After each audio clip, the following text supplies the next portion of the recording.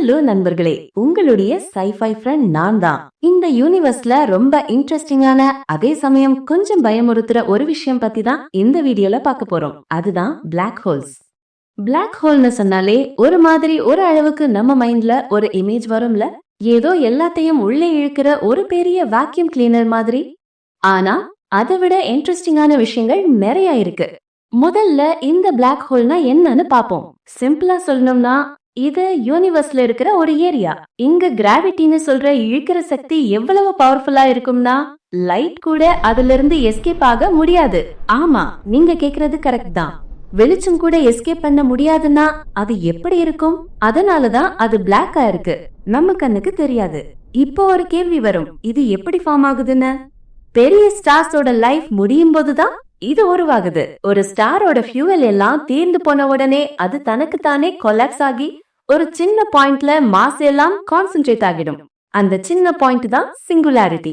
இந்த சிங்குலாரிட்டியை சுத்தி இருக்கிற ஒரு பாயிண்ட்டுக்கு தான் ஈவென்ட் ஹொரைசன் பேரு. இது ஒரு ஒன் வே டோர் மாதிரி. ஒரு விஷயம் இந்த ஈவென்ட் ஹொரைசனுக்குள்ள போயிருச்சுன்னா அதுக்கப்புறம் வெளியே வர முடியாது. சோ இந்த ஈவென்ட் ஹொரைசனுக்குள்ள என்ன நடக்குதுன்னு நமக்கு தெரியவே தெரியாது. இப்போ கேள்வி வரும், பிளாக் ஹோல்ஸ் எல்லாம் ஒரே மாதிரி இருக்குமான்னு?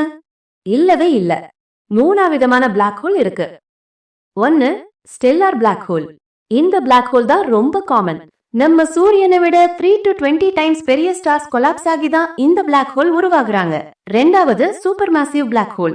இதுதான் ரொம்ப பெரிய பிளாக் ஹோல். நம்ம கேலக்சி நடுவுல இருக்கிற சாஜிட்டேரியஸ் ஏ ஸ்டார்னு சொல்ற பிளாக் ஹோல் மாதிரி millions to billions of times பெரிய ஸ்டார்ஸோட மாஸோட கம்பேர் பண்ணலாம் இந்த பிளாக் ஹோல. ஆல்மோஸ்ட் எல்லா கேலக்சியோட சென்டர்லயும் ஒரு சூப்பர் மேசிவ் பிளாக் ஹோல் இருக்கும்னு சயின்டிஸ்ட் நினைக்கிறாங்க. 3வது இன்டர்மீடியட் பிளாக் ஹோல்ஸ்.